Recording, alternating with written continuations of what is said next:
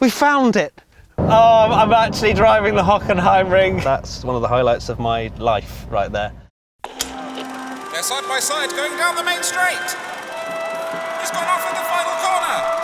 In all my years of watching Formula One, I've never seen anything like it.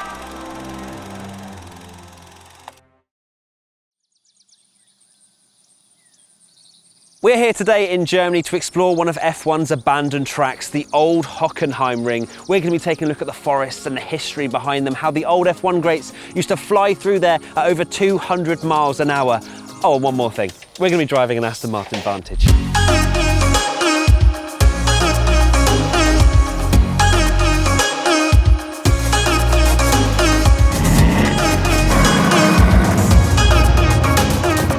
So the concept of this series is to essentially educate you guys. So give you a bit of history, explore different tracks around the world, and essentially just kind of soak up what Formula One used to be and where it's going now. I'm not saying that where it's going now is bad, but it's always nice to remember some of the tracks that don't exist anymore, but there's still nuggets, there's still gems, there's still little snippets of history that we can go and find.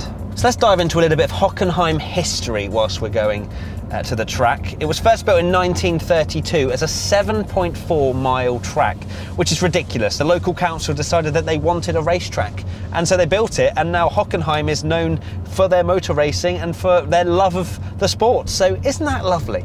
After a 7.5 hour trip from the UK, we finally started to see signs for Hockenheim. We've arrived. This is the Hockenheimring. I can see the flags. Here we go. Oh, Fahrerlager, paddock. Hockenheimring. Welcome. Bienvenue. Willkommen. Paddock.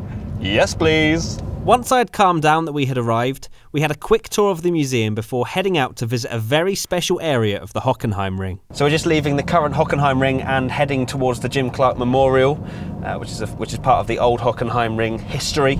I don't actually know exactly where it is, and I think a lot of people do get lost trying to find it, but fortunately we've got someone from the track that knows where we're going, so that's fortunate, because I'm pretty sure we wouldn't find anything. We'd probably end up at Silverstone. So we are now heading to that memorial, which will be quite a special thing to look at.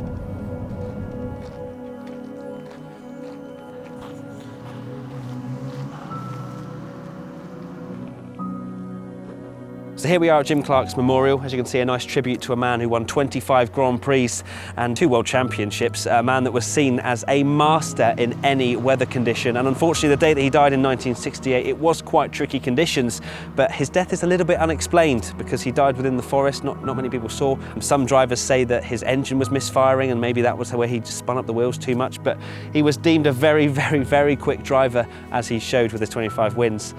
We also have another memorial for Bert Hawthorne, who died on the Jim Clark Memorial race 4 years later. So it's sad to see these drivers die, but at the same time they sign up to this, they live and breathe the sport, and that's the danger that they unfortunately face. But again, it's nice to see these memorials where fans can actually come and visit if they are here at the current Hockenheimring track. Now that we've had a look at the Bert Hawthorne and Jim Clark Memorial, we're now heading to the old Back Strait, which I think looks towards the Senna Curves. Unfortunately, the other straight, which was the front straight or the first straight, is overgrown. There's trees everywhere, so we can't unfortunately drive down there. But this road does still exist, so hence the reason for driving it in this beautiful Aston Martin. So I was 99.9% sure the Senna Curves were located on part of the current track, but our tour guide was adamant that they were further into the Old Forest section. With me being super British and not wanting to argue, here's me talking about the Senna Curves, not actually at the Senna Curves.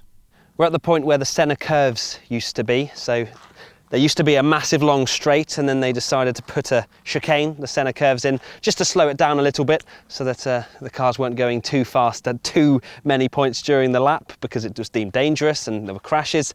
It was still very quick though, going through the Senna Curves, ridiculously hard braking, the left, right, and then you're straight out again. It wasn't really a chicane or really slowing the drivers down too much. I'm really hoping we find something, but me and finding things usually don't go together at all. So the search for the Ostkurve, the big banking, went really well. Really, really well. Oh! No, maybe, no. We're going to continue, we're going to try and find it. I'm going to use my senses from when I was young, exploring with my granddad in the woods to search for, well, we weren't searching for Formula One tracks, but you get the picture. I mean, we're still going to find it, maybe, probably not. Banking. I want a banking, just a big, massive banking, please. Definitely not angry that I thought the banking was here, but apparently not.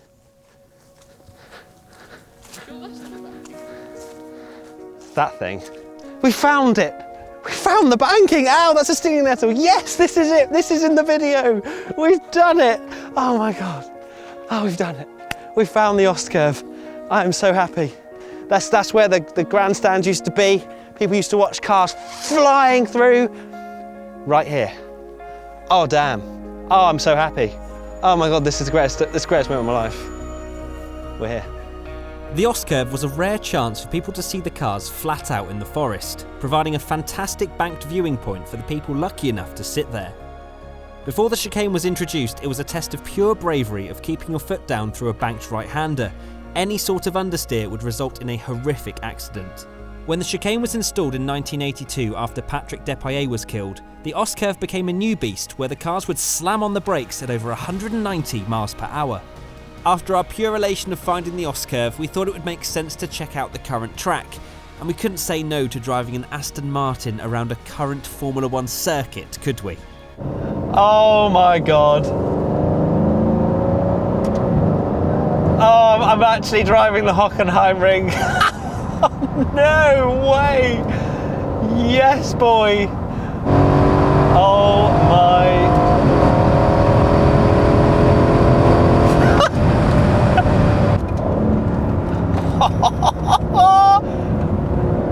This is insane.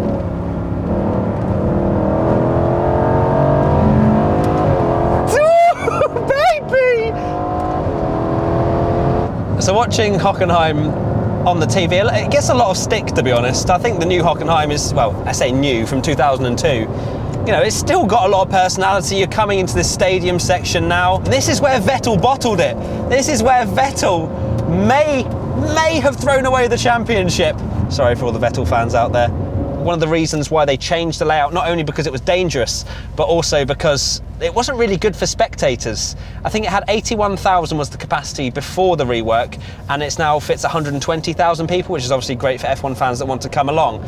But also the fact is, people wouldn't see the cars for a good minute and a half, and then they would come out the forest. So for people watching on television, it would be great, but for everyone else that were actually at the race, they would see the cars for about 5 seconds, and then off they go again. I told you I haven't been on a track before.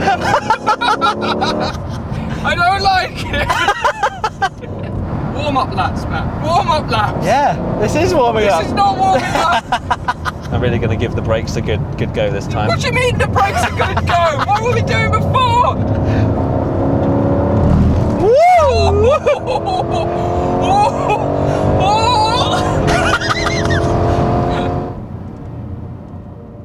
Overall, getting the chance to drive around one of my favourite childhood tracks was an incredible experience. Not only this, but exploring the history within these forests and paying respects to some motorsport heroes was truly special. It's a shame that a lot of the old track is now overgrown, and with the track only just being saved by Mercedes for 2019, who knows how much longer we'll see Hockenheim around on the calendar. Whoa, wow.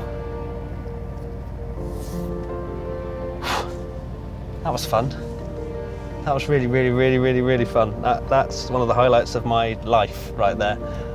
Driving Hockenheim at pretty hoon speed. Wow. Yep, that's something I'm not going to forget for a while, that's for sure. That concludes our historical F1 track Hockenheimring edition. Thank you so much to Aston Martin for giving us this beautiful Vantage to have a hoon around in, and also to the Hockenheimring for allowing us to film and to go on track. That is honestly one of the most special moments I will never forget. The Hockenheimring is such an awesome track. Also hope you enjoyed the historical elements of it and the Ostkurve and having a look down the Back Strait, etc. It has been awesome. Let us know in the comment section below what track we should go to next. And that's it. I'm Matt with WTF1, and we'll see you next time. Goodbye.